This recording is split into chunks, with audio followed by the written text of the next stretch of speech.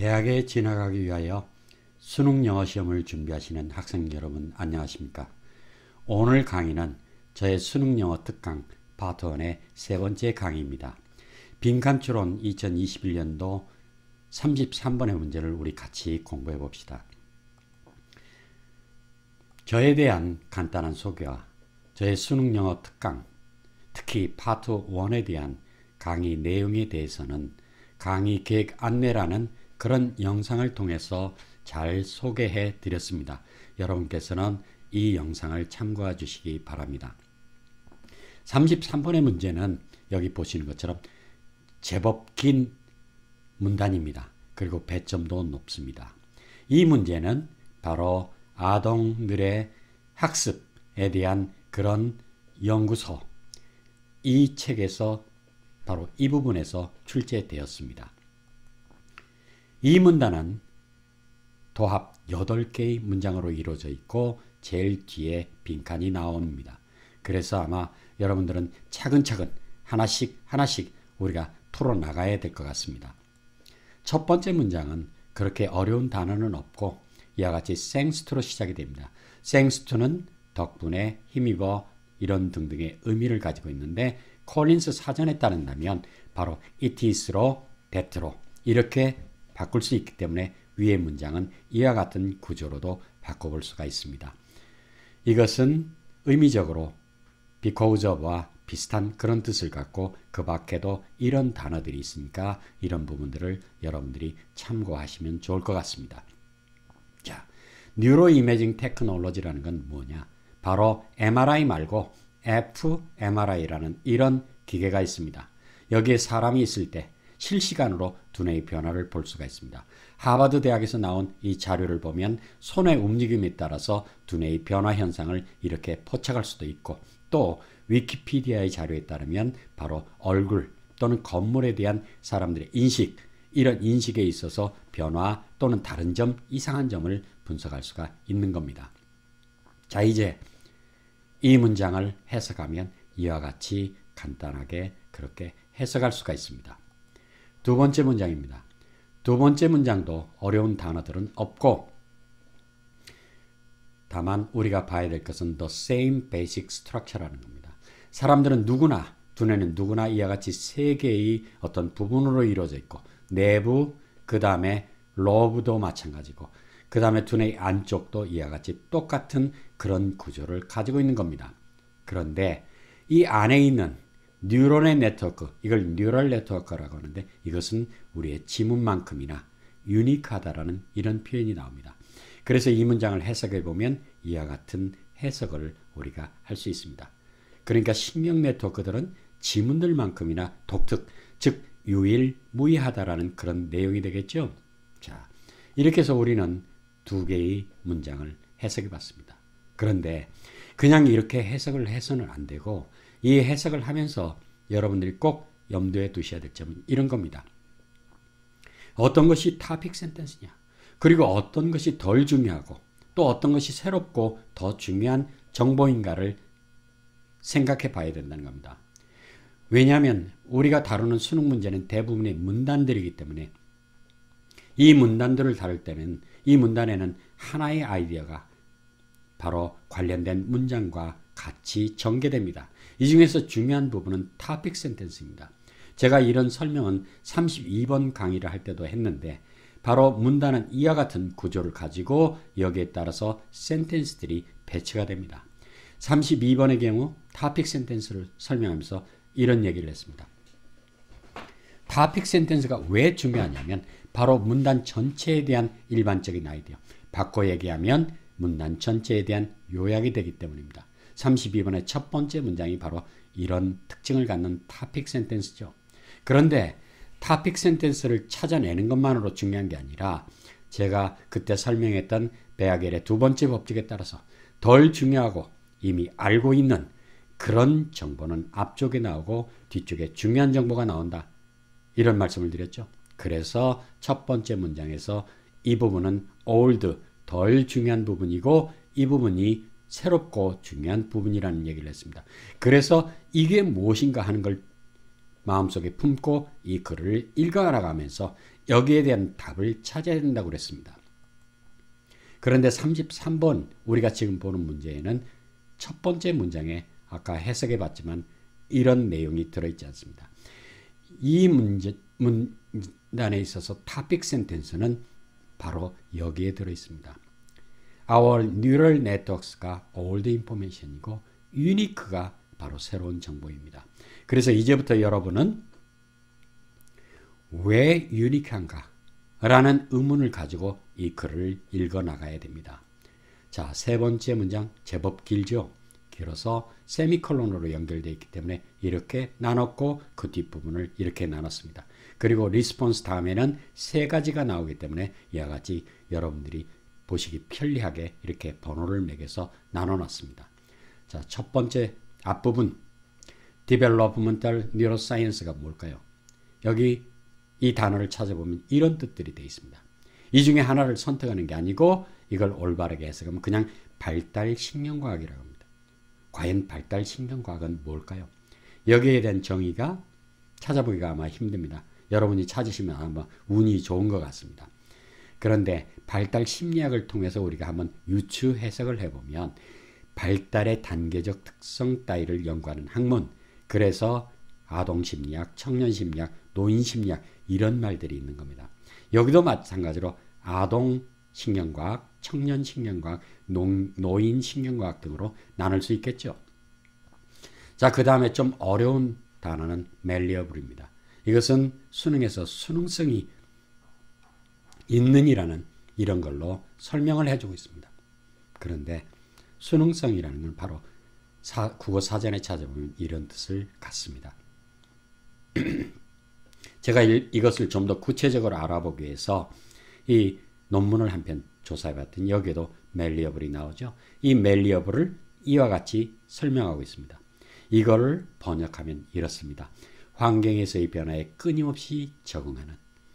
그래서 이런 현상을 알아보기 위해서 또 하나의 논문을 찾아봤더니 여기에도 이런 단어가 나오죠.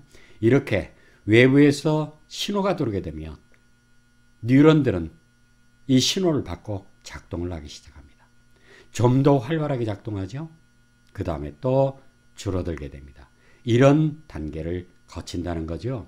그래서 뉴런들은 그냥 있는 그대로 작동을 하는 게 아니라 정보가 들어오냐 또는 안 들어오냐에 따라서 이와 같은 변화를 일으킨다는 겁니다.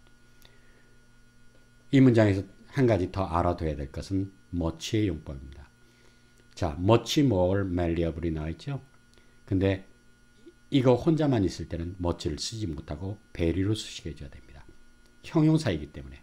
그러나 비교급이 됐을 때는 much로 수식해 줘야지 very로 해서는 안 됩니다. 자, 그래서 small의 경우 봤는데 이거 이름절이기 때문에 more로 수식하면 안 되죠. smaller로 해야 됩니다. 그러나 음절에 따라서 결정되는 게만이 아닙니다. 예를 들어서 happy의 경우에는 두 음절인데도 more를 쓰지 못하고 happy로 해야 됩니다. 이와 같이 y로 끝나는 이런 단어들 중에는 바로 비교급을 er로 표시해야 되는 것들이 있는데 여기에 is도 바로 그런 경우에 해당이 되는 겁니다. 자, 그 다음에 then 이후에 구조가 어떻게 되어 있는가? 이 구조를 차례차례 분석해 보면 이렇게 분석할 수 있습니다.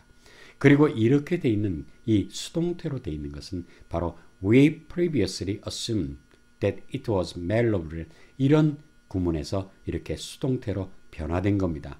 이것을 지금 설명할 수도 있겠지만 이거보다 더 중요한 문제들이 있기 때문에 앞으로 이런 구문이 나오게 되면 저는 꼭 여러분들에게 이렇게 변화되는 과정을 설명을 드릴 것을 약속드립니다. 자, 그 다음에 이제 내용상으로 들여보면 과거에 생각했던 것보다 과거에 어떻게 생각했느냐. 과거에 생각했던 것은 이 가디언지에서 찾아볼 수 있습니다. 과거의 이론들은 바로 새로운 뉴런의 생산이 사춘기를 지나면 멈춘다라고 했습니다. 그런데 이 가디언지의 제목에 나와 있는 것처럼 이제 과학자들이 발견했습니다. 어떤 걸 발견했냐. 새로운 뉴런들도 생산되는 것을 생애 내내 생산되는 것을 발견한 거죠. 이 점이 다르다는 겁니다. 그 다음에 우리는 디벨로프 쉬운 단어인데 제가 의문을 표시했습니다. 그리고 이것을 번역기에 돌려보니까 발전합니다. 발전합니다. 됩니다. 이 발전이라는 말은 조금 모호한 말입니다. 그래서 제가 이런 걸 생각하게 됐습니다. 자, 이 글은 바로 이 책에서 나오기 때문에 어린 아이들의 경우를 생각한다면 발육 성장한다가 적절하지 않나 이렇게 봅니다. 이렇게 두뇌의 크기가 변화되는 모습을 볼 수 있습니다. 또 이것을 양적으로 보면 이와 같은 변화를 거치면서 바로 young children 때의 child 때의 경우와 어른 경우에 아직 양적으로 다른 걸 볼 수 있고 또 질적으로도 다른 걸 볼 수 있습니다. 감각기관, 그 다음에 언어, 인지 이런 것들이 이와 같이 변화를 일으킵니다. 그 다음에 이제 투이하를 보게 되면 그 자신의 처리 과정 우리 아까 봤었죠. 뉴런이 그냥 여기에서 정보를 처리하고 이러는 게 아니라 이와 같은 활성화를 통해서 처리하는 걸 봤습니다.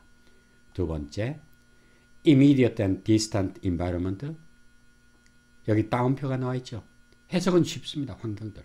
그런데 어떤 환경이라는 것은 우리가 잘 모릅니다. 그래서 이 글이 나온 원문을 찾아봤더니 원문 뒤에 이와 같은 표현이 나옵니다. 이것은 바로 논문을 가리키는 겁니다. 여기 나와 있는 것처럼. 이 제목이 여기에 돼 있죠. 이 세 사람이 쓴 겁니다. 이 뒷부분에 가보면 바로 환경이라는 게 learning environment입니다. 학습 환경이란 뜻이 되죠. 그래서 이제 우리는 그것을 이해했고 과거와 현재의 상황들 이것도 해석은 되지만 이해하기가 힘들죠. 하버드 비즈니스 리뷰의 메일을 저는 받고 있는데 여기에 이런 기사가 나와 있습니다. 그러니까 우리 두뇌가 미래와 과거를 어떻게 연결하는가? 아까 봤던 신경찰력 연구를 한 결과 어떤 부분을 찾아내게 됐습니다. 어떤 부분이냐면 과거에 대한 정보를 리트리빙 할 때, 즉 기억을 할 때 특히 활성화되는 두뇌의 부분을 찾아냈는데 이게 최근에 연구에 따른다면 바로 이 부분과 미래에 대해서 생각할 때 활성화되는 두뇌의 부분이 놀랍게도 오버랩되고 있다라는 것을 발견했다는 겁니다. 즉 과거, 현재, 미래의 상황들에 대해서 우리가 어떤 판단을 할 때 같은 부분이 두뇌의 같은 부분들이 작동한다는 이런 것들을 보게 되니까 우리 두뇌는 발전할 때 과거와 현재, 미래를 연결하면서 발전한다는 그런 뜻이 되겠죠. 자, 이렇게 해서 우리는 이걸 전부 다 이해를 했습니다. 반응하여 이렇게 해서 됐죠? 그런데 이제 여기 부분, 앞부분을 한번 보도록 합니다. 여기 세미콜론은 바로 문장과 문장을 연결해주는 접속사를 생략한 그런 기능을 합니다. 그래서 이런 것들이 생략될 수가 있죠. 자, 이걸 넣어가지고 한꺼번에 번역해보면 이와 같이 앞부분은 이렇게 우리가 이미 알고 있고 해석한 바. 그래서 이렇게 해서 이런 해석과 연관을 시킬 수가 있는 겁니다. 네 번째 문장, 비교적 간단한 문장입니다. 그런데 이 부분이 가장 어려운 문장이 될 수도 있습니다. 왜냐하면 함정이 있기 때문이죠. 자, 우선 이 문장을 이렇게 나눠놓고 보면 through 뒤에 establishing or refining이 나옵니다. 자, 여기 목적어가 없죠? 그러면 refining 뒤에 나오는 이걸 갖다 넣어볼까요?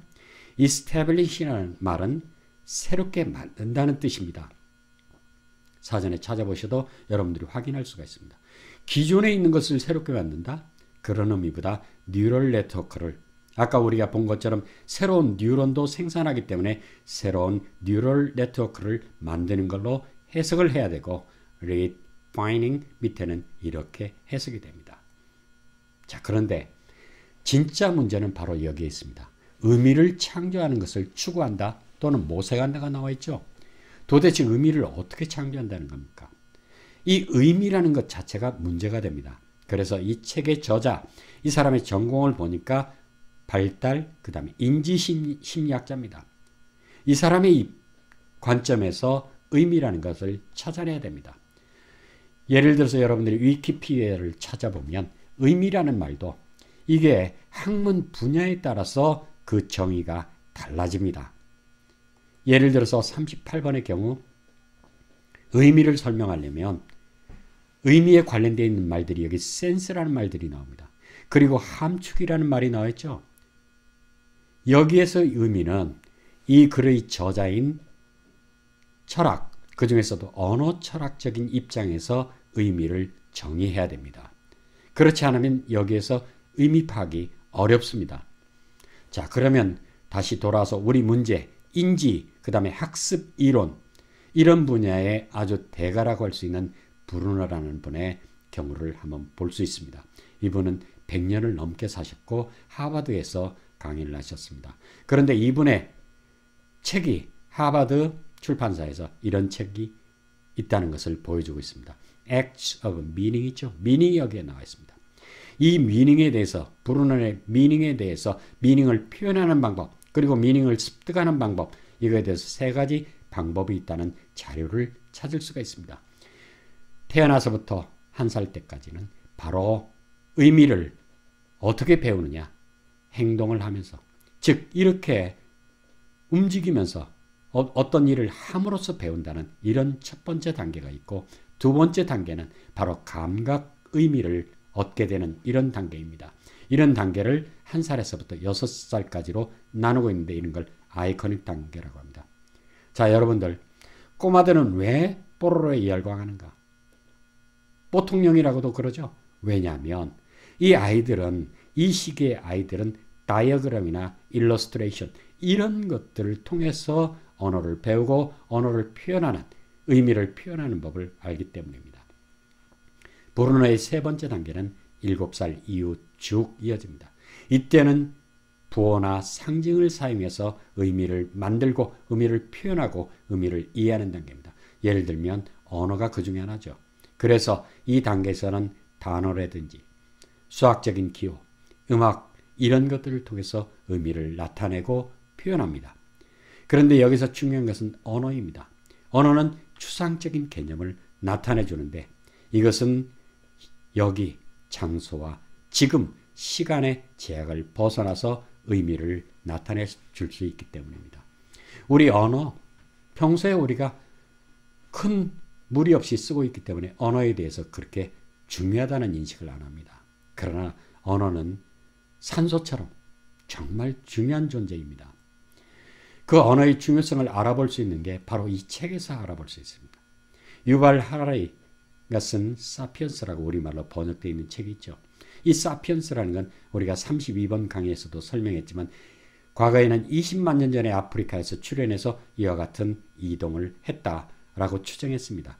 그런데 2017년도에 네이처지에서는 바로 아프리카의 모로코에서 31만 5천 년 정도 전에 인간의 두개골을 발견하게 된 겁니다. 호모사피엔스. 나이가 31만 5천 년으로 늘어났죠. 근데 이 사피엔스라는 책에서 이 사피엔스의 두개골과 네안데르탈의 두개골이 있는데 여기에 대해서 이와 같은 설명이 나옵니다. 인간의, 즉 호모사피엔스를 탓해야 할지 안 해야 될지 모르지만 이들이 도착한 지에 새로운 지역에 가면 기존에 있던 인종들이 멸종을 하게 됩니다. 네안데르탈인은 지금부터 약 3만 년 전에 멸종을 했습니다. 그런데 이 사피엔스가 이런 기존의 인종들을 누르고 성공, 즉 지구를 지배하는 성공을 하게 된 이유가 뭘까? 그리고 왜 우리보다 강하고, 이 골격 보십시오. 사피엔스보다 훨씬 크죠? 이런 네안데르탈인, 머리도 괜찮았습니다. 또 추위도 잘 견뎌내는 네안데르탈인이 바로 우리한테 왜 죽었는가? 그 이유가 여러 가지 있겠습니다만 바로 호모사피엔스는 이 지구를 정복했는데 무엇 덕분에? 아까 나왔죠? thanks to가 있죠? 여기에 above all. 무엇보다도 바로 독특한 인간의 언어 능력, 언어 때문에 바로 지구를 정복하게 됐다고 합니다. 언어라는 것이 우리 사회를 지배하는 중요한 요소입니다. 여러분, 수능시험에서 뭘 알아야 됩니까? 영어를 알아야 되죠. 또 국어시험에서 국어를 잘 해야 되죠. 바로 언어 능력이 현대에 있어서 중요한 능력입니다. 자, 이래서 이 meaning이라는 말을 인지심리학, 발달심리학적으로 우리가 분석한 바를 토대로 해석하면 이와 같습니다. 의미를 창조하는 것이라는 바로 이런 거죠. 추상적인 개념을 나타내주는 단어, 수학적 기호, 음악 등과 같은 상징을 이용하여 여기와 지금, 즉 장소의 시간의 제약을 받지 않고 다른 사람들과 의사소통할 수 있는 의미, 즉 의미가 있는 것을 창조하는 것을 추구한다. 바로 인간이 이런 추구를 해온 겁니다. 예를 들어서 여기 사과가 있습니다. 이걸 단어, 우리는 사과, 영어로 애플, 이렇게 각 언어 나라마다 다른 언어로 이렇게 표현하는데 이것은 바로 상징, 보호입니다. 이것을 얼마나 아느냐에 따라서 사람이 달라집니다. 예를 들어서 여기는 가정환경, 즉 대학을 졸업한 부모가 있는 아이들의 단어 능력, 또 그리고 여기는 그렇지 않은 사람들, 그리고 수입이 적은 사람들. 이런 조사 자료에 따르면 아이들의 어휘 구사력이 완전히 달라진다는 얘기입니다. 또 하나는 책을 많이 읽느냐, 대충 읽느냐, 적게 읽느냐에 따라서 어휘 구사력이 달라지는 겁니다. 즉 언어를 이해하고 쓸 수 있는 능력이 달라진다는 것이죠. 그래서 언어는 이만큼 중요합니다. 자, 이 단어를 좀 더 차원 높게 발전시키면 이런 현상이 나타납니다. 우리 윤동주 시인 아시죠? 이 시집에 나오는 이런 서시, 또 그 다음에 이런 시들, 윤동주의 바람이고, 이런 시들은 우리가 예술이라고 얘기를 합니다. 단어의 활용이 예술적인 차원에 이른 거죠. 그래서 여러분들의 수능 국어 문제에 바로 이런 시들이 등장하는 겁니다. 이 단어의 경우 영어는 어떻습니까? 여기 월트 히트만이라는 미국의 어쩌면 국민 시인이 쓴 Rivers of Grass라는 이런 시집이 있습니다. 여기에 나오는 시, 이런 시는 굉장히 사람들이 좋아하는 그런 시입니다. 이거 월터 휘트만의 Rivers of Grass, 이거 수능 문제에 다뤘습니다. 그 다음에 수학적인 기호 보십시오. 아인슈타인의 이런 공식 여러분 잘 아시죠? 그런데 아인슈타인의 필드 방정식 있죠? 이게 상대성, 일반 상대성의 원리에 대한 그런 방정식인데 이 방정식을 BBC에서는 가장 아름다운 그런 방정식이라고 설명하고 있습니다. 그래서 수능 문제에서도 바로 이런 것들이 다뤄지고 있습니다. 아인슈타인의 이론이 나오고 있죠. 그러면 음악, 여러분 잘 아시는 모차르트 있죠. 모차르트는 피가로의 결혼과 같은 수많은 작품들을 썼습니다. 이 음악들을 이용해서 바로 의미가 있는 것을 창조한 겁니다. 모차르트를 언급하는 그런 수능 문제도 있었습니다. 모차르트의 천재성을 기리기 위해서 아마데우스라는 영화를 만들었다. 아마데우스 영화 여러분 여기 보실 수 있습니다. 그리고 이런 것들이 뭐 여러 가지 매체를 통해서 모차르트에 대해서 얘기하고 있는 겁니다. 자, 이렇게 해서 우리는 의미를 창조한다는 것을 아까 제가 여러분들에게 설명드린 것처럼 이런 인지, 발달, 심리학 입장에서는 이렇게 의미를 해석한다는 거죠. 자, 이제 5번째 문장으로 넘어갑니다. 뉴런들이 대화한다? 여러분 인터넷에 한번 이걸 쳐보십시오. 이런 자료들을 충분히 여러분들이 많이 보실 수 있습니다. 여러분도 찾아보실 수가 있습니다. 이게 뉴런들끼리 대화하는 모습들입니다. 자, 그리고 뉴런은 어떻게 생겼는가? 뉴런의 구체적인 구조에 대해서 생물 시간에 여러분들 배우셨겠지만 이런 것들 얼마든지 찾아볼 수가 있습니다. 그 다음에 커뮤니케이션 한다는 좀 더 시각적으로 보기 위해서 제가 자료를 찾아보니까 이런 걸 볼 수가 있었습니다. 몸에서 들어오는 각종 신호가 두뇌로 모입니다. 그럼 이 뉴런은 신호를 여기서 전달합니다. 신호가 가는 모습이죠. 이게 다른 뉴런과 연결되는 지점입니다. 이 지점이 바로 이렇게 표현되고 있습니다. 이렇게 해서 뉴런과 뉴런은 바로 대화를 하고 있는 겁니다. 그 다음에 네트워크, 커넥티드 인포메이션, 바로 이런 거죠. 두뇌 속에 있는 뉴런들이 이런 네트워크를 이룬다라. 그것을 통해서 대화를 하는 거죠. 자, 우리 마지막으로 남은 거 앞부분이 우리가 되려 놔뒀는데 어떤 새로운 사실이나 기술을 배울 때 여기 남기춘 교수님의 자료가 있습니다. 이 한국어, 불어, 영어를 구사할 때 우측 두뇌는 활성화가 조금 약하지만 이 좌뇌는 바로 새로운 기술, 새로운 내용 이런 것들을 배우니까 이와 같이 활성화되는 모습들을 볼 수가 있는 겁니다. 여기는 바로 뉴런들끼리 대화하는 거죠. 이런 것들을 보여줍니다. 6번째 문장입니다. 6번째 문장은 이와 같이 using으로 시작하는 이런 주어와 동사, 전치사, 스트럭처럴 체인지로 이어집니다. 뒤에 바로 부정사가 나옵니다. 자, 부정사 여러분 어떻게 정의합니까? 부정사가 뭡니까? 어떤 학생들 이런 얘기도 합니다. to 플러스 동사 원형이요 합니다. 근데 제가 만든 문법책에서 보는 것처럼 부정사의 종류는 5개가 있습니다. 이런 5개가 있는데 to 플러스 동사 원형 이거 가지고 정의할 수 있습니까? 그렇지 못하죠. 자, 그러면 부정사는 어떻게 정의한가? 일반적으로 동사는 시간이 변화합니다. 그런데 부정사 to 플러스 동사 원형은 변화가 없습니다. 그러나 본동사나 이런 부사들을 통해서 가리키는 시간을 찾아낼 수는 있습니다. 그래서 D번은 현재, 그 다음에 E번은 과거, 그 다음에 F번의 to change는 미래로 해석할 수가 있습니다. 이렇게 해서 부정사는 첫째, 시간이 정해져 있지 않다 라고 정의할 수 있고, 두 번째로는 품사가 정해져 있지 않습니다. 여기에서 보면 to change는 want의 목적어입니다. 명사가 되겠죠. 그 다음에는 any attempt를 수식해주기 때문에 형용사 역할을 합니다.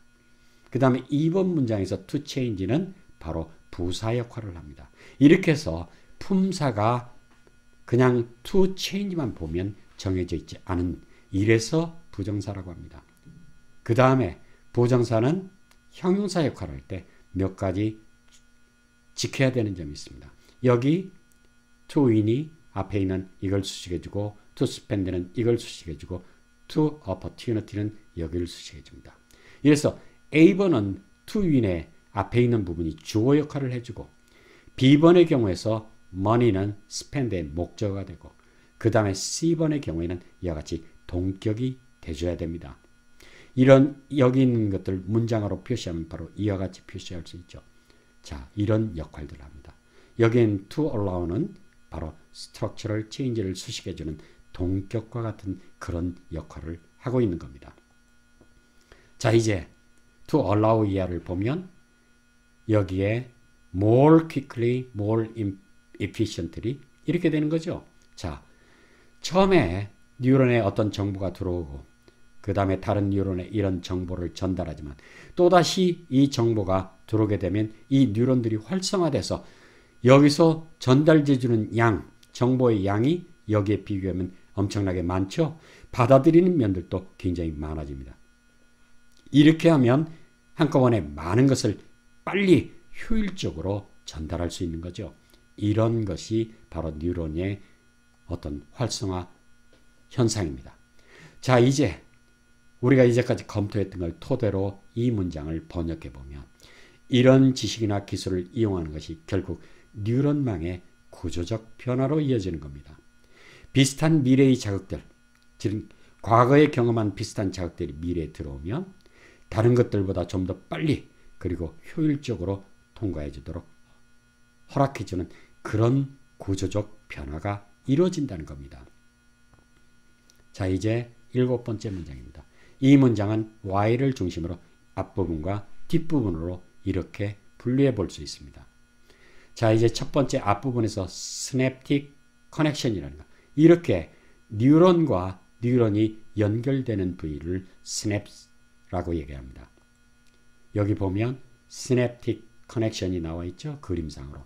이것을 우리 위키백과에 보게 되면 이것을 연접이라고 얘기를 합니다. 이렇게 뉴런이 연결되는 것. 이렇게 돼 있는 이런 연접 간극을 시냅스라고 한다는 그런 얘기가 되죠. 자, 그런데 활동을 여기 높은 이런 연접, 이런 것들은 안정되고 강화된다라고 합니다. 그러니까 계속해서 정보가 주고받는다는 거죠. 여기에 보시면 일반적으로 이런 상태를 이룹니다. 그런데 계속해서 정보를 주고받게 되면 여기 strength, 강화된다는 얘기죠. 여기에 potentiated라고 되어 있는데 이것도 강력하게 하다, 효율 높이다, 힘을 주다 같은 이런 뜻으로 해석이 되는 겁니다.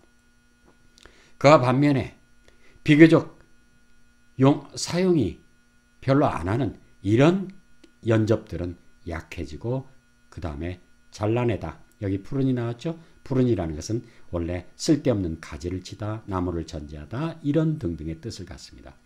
그래서 자료를 찾아보니까 36개월 이때부터는 새로운 아이들, 여기는 이제 새로운 아이들부터, 새로 태어난 아이들부터죠.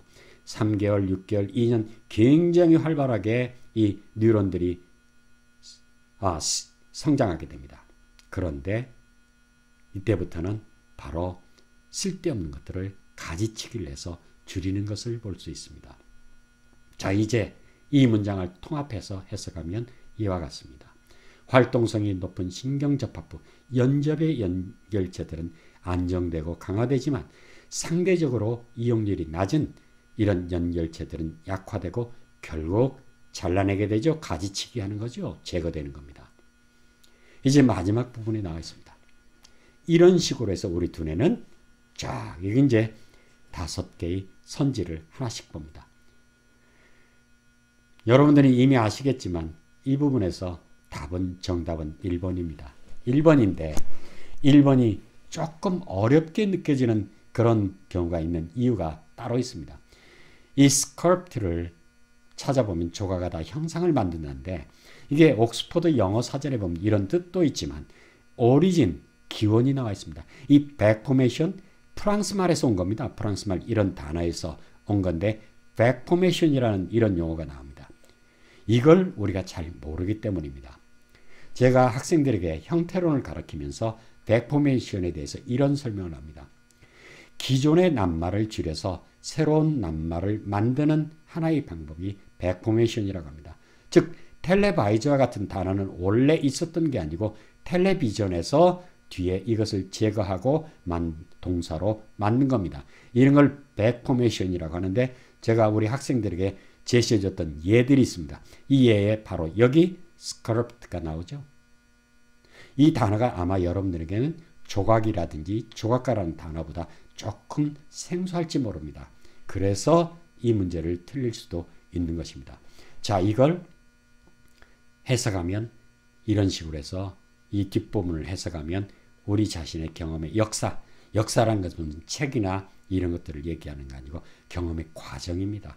이제까지 어떤 과정을 겪었는가에 따라서 사람마다 달라진다는 얘기죠. 자, 두 번째 거. 그것들의 초기의 구조를 유지하도록 설계되었다라고 이렇게 해석할 수가 있습니다. 세 번째는 geared toward가 나와서 기어가 맞춰져 있다라고 해석할 수 있는데 콜린스 사전에 보면 설계되다, organized 또는 designed 이렇게 번역할 수 있습니다. 그 다음에 네 번째 거 트윈이 나와 있습니다. 결부되다라고 해석할 수 있는데 옥스퍼드 영어 사전에 보면 링크 컴바인이 되기 때문에 다른 신체의 기관들의 발전과 연결되어 있다 이렇게도 해석할 수가 있습니다. 마지막 다섯 번째 이 시트가 나와 있는데 자리, 장소, 의자 등등의 뜻이 있죠. 자리, 곳으로 이렇게 해석할 수 있지만 이렇게 하면 조금 안 좋습니다. 여러분들이 사전을 찾아보실 때 간단한 단어만 있는 그런 사전 말고 좀 더 찾아보시고 좀 더 아래로 내려가고 조사를 해보면 여기에 중심지 이런 뜻이 있습니다. 근원 이런 뜻이 있죠. 그래서 이 다섯 번째 이 부분을 논리적이며 창조적인 생각을 하는 중심지로 묘사된다로 해석하는 게 좋습니다. 이제까지 여러분들 시트를 앉는 자리를 중심지라고 생각해 보신 적 없죠? 그런데 이 시트에는 그런 뜻이 있습니다. 그래서 이런 것들을 여러분들이 꼭 단어를 찾을 때는 간단하게 찾지 말고 밑에까지 조금 내려가면서 검색을 해보면서 찾아보시기 바랍니다. 이런 의미, 중심지의 의미라는 그런 의미로 쓰인 이 시트가 나온 부분이 여기에도 과거의 수능 문제에서도 나왔습니다. 바로 북극이라는 것은 프로스타, 스노우, 눈의 중심지 이런 뜻이 됐죠. 자, 이렇게 해서 여러분들은 의미를 정확하게 파악하기 위해서는 사전에서 단어를 찾을 때도 조금 더 품을 팔아야 됩니다. 그렇게 해서 우리는 이제 전체적으로 해석해 보면 이 부분을 이와 같이 해석할 수 있습니다. 여기에서 우리의 두뇌 신경 네트워크, 두뇌라고 했지만 우리는 이 문맥을 통해서 두뇌의 신경 네트워크라는 걸 알고 있습니다. 두뇌 겉에 있는 두뇌, 스컬이나 또는 베이직 스트럭처를 얘기하는 게 아니고 신경 네트워크죠. 이게 우리 자신의 과거 경험의 역사 있죠. 역사에 따라서 다르게 형성되죠. 자, 우리 두 번째 문장에서 토픽 센텐스를 찾았고 거기에서 유니크에 대해서 우리가 항상 의문을 가지고 이 글을 읽어야 된다고 그랬습니다. 자, 유니크한 이유, 신경 네트워크가 사람들의 경험에 따라서 다르게 형성되기 때문에 자, 여기에 대한 답이 여기에 나와 있는 겁니다. 그래서 여러분들이 2번 문장을 읽으면서 바로 여기에 방점을 두고 이것을 읽어내야 되는 것입니다. 이렇게 하면 여러분들은 이 지문을 완전하게 이해한 그런 것이 되고 완벽하게 여러분들은 무엇을 알 수 있느냐? 답을 찾아낼 수 있는 겁니다. 그래서 답으로 가는 지름길은 하나, 둘, 셋, 넷, 한 걸음 한 걸음 차근차근 나가기 바랍니다. 답만을 끝에 보고 답만을 찾는 방법은 절대로 여러분 영어 실력 발전에 도움이 되지 않습니다. 자, 이와 같이 우리는 오늘 강의를 거의 끝냈습니다. 이제 우리가 오늘 공부했던 이런 것들 중에 중요한 제가 또 여러분들에게 당부하고 싶은 몇 가지 중요사항 이거를 꼭 기억해 주십니다. 수능에서는 43번에서 45번 문제 올해 나온 거죠. 이런 경우를 제외하고는 몇 개의 문단이 나오는 경우가 없습니다. 수능의 경우는 우리가 지금 이번 재수능 특강에서는 31번에서 40번까지를 다루고 있지만 한 문장으로 40번을 보면 요약해라 되어 있죠. 22번하고도 다르지 않습니다. 22번 요지를 말해라 했죠. 우리말로 한 문장으로 표현한 겁니다. 또 23번 글의 주제로 적합한 거 여기 나와 있죠. 제목 있죠. 이 주제하고 비슷하게 여기를 대문자로 이렇게 제목처럼 표시하면 되는 겁니다. 결국 수능 문제는 무엇이냐면 바로 문단을 다루는 연습을 하는 겁니다. 그래서 이 문단의 속성 이걸 잘 알고 여기에 따라서 문단에 어디에 어떤 내용들이 나오는 걸 알고 문단을 분석하고 토픽 센텐스를 찾고 이 토픽 센텐스가 무엇을 의미하는지 전체에 대한 일종의 요약이 되는 겁니다. 32번의 경우 이 토픽 센텐스를 한 단계 더 들어가야 된다고 했습니다. 그래서 베아겔의 법칙에 따라서 앞에 있는 부분 old, unimportant한 부분과 그 다음에 중요하고 새로운 이런 것들을 화두로 가져야 된다고 그랬죠. 바로 33번의 경우에는 우리가 본 33번 첫 번째 문장에는 이런 토픽이 없습니다. 바로 두 번째 문장에 토픽 센텐스가 나오고 여기에 바로 old information과 그 다음에 new information 나옵니다. 그래서 여러분 문단들을 분석하실 때는 첫 번째 문장에만 매달리지 마시고 두 번째 문장도 여러분들이 잘 검토해 주시기 바랍니다. 수능 지문은 비교적 짧기 때문에 세 번째 문장이면 여기까지가 되는데 여기 정도에서까지 토픽이 처음으로 출현되는 경우는 없습니다. 그래서 첫 번째, 두 번째 문장을 잘 보시고 아래 글이 어떤 것을 중심으로 쓰여졌는가를 여러분들이 찾아내는 연습을 하면 여러분들 금방 됩니다. 여러분 앞으로 저하고 같이 10개만 더 해보시면 충분히 여러분들이 어떤 글이라도 찾아낼 수 있을 겁니다. 그렇게 해서 이런 화두를 가지고 유니크한 것이 뭔가 하면 바로 여기서 정확하게 여러분들이 답을 찾아낼 수 있는 겁니다. 두 번째로 이건 여러분들에게 해결하라고 하는 문제는 아닙니다. 이런 부분들은 굉장히 전문적인 그러니까 발달 또는 인지심리학적인 그런 개념들입니다. 이런 것들을 여러분들 보고 찾으라는 얘기는 절대 아닙니다. 다만 여러분들이 이것을 의미를 창조하는 걸 추구한다? 여러분 무슨 말인지 잘 모르죠? 모르면 질문을 던지시라는 겁니다. 그냥 해석이 다 됐다고 끝내지 말고 이게 도대체 무엇을 의미할까? 이렇게 궁금하게 생각하면서 여러분들의 영어 실력은 발전하고 언어 이해력은 늘어나게 되어 있습니다. 당연히 늘어납니다. 그래서 항상 질문을 하는 겁니다. 우리 학생들 보고 질문을 못한다고 그러는데 우리 학생들이 이런 것들을 그냥 넘어가기 때문에 그렇습니다. 이걸 우리가 찾아보니까 여러분들이 질문을 하게 되면 선생님이나 저나 누구나 찾아보고 이 글을 찾아보고 앞뒤를 분석해보고 여러분들에게 이런 답을 주실 겁니다. 그래서 여러분들 학원 수업 시간에도 꼭 질문을 던지십시오. 그 다음에 세 번째는 낱말을 정확히 찾으라는 겁니다. 우리가 영어를 공부할 때 특히 단어에 대해서 신경을 많이 쓰는데 단어에 대해서 간단하게 생각하고 간단하게 넘겨버립니다. 그런데 이 문맥에 있는 단어의 뜻은 이와 같이 따로 있을 수 있습니다. 어떤 단어는 단어의 뜻이 10개 내지 20개가 나오는 경우도 있습니다. 그런데 이 문맥에는 딱 맞는 것이 하나가 있습니다. 그래서 단어를 찾으러 들어갈 때 이 문맥을 보고 여기를 보고 브레인이 논리적이고 창조적인 생각을 하는 뭐가 될까? 라는 이런 생각을 곧 말이 좀 안 되죠. 그래서 여러분들이 검색을 해보기 바랍니다. 이렇게 여러분들이 검색을 하시면 바로 단어의 의미를 정확히 찾아낼 수 있습니다. 또 반대말로 얘기를 한다면 무조건 단어의 뜻 몇 개만 가지고 단어를 하루에 몇십 개씩 외우는 거 그렇게 큰 도움이 되지 않습니다. 단어가 적재적소에서 어떤 의미를 갖느냐 이런 연습을 하지 않으면 여러분들이 단어 뜻 몇 개 뿐이 없는 그런 걸 가지고 30개, 40개를 해도 하등에 도움이 되지 않습니다. 그래서 무조건 암기하지 마십시오. 자, 이렇게 해서 오늘 전에 수능 영어 특강 세 번째 강의를 마칩니다. 여러분, 한 번, 두 번보다 조금 달라지겠죠? 여러분 더 발전할 수 있습니다. 그래서 여러분들이 이제까지 공부한 세 개를 또다시 복습해 보시고 크게 읽어 보십시오. 그러면 여러분들의 영어 실력이 점점 달라지는 걸 볼 수 있을 겁니다. 자, 여러분, 코로나 시대에 비록 암울하지만 여러분에게는 대학에 진학하고 미래를 가꾸는 소중한 꿈이 있죠. 이 꿈을 키워나갑시다. 여러분, 저와 다음에 만날 때까지 건강하길 바랍니다. 여러분, 건강히 지내십시오.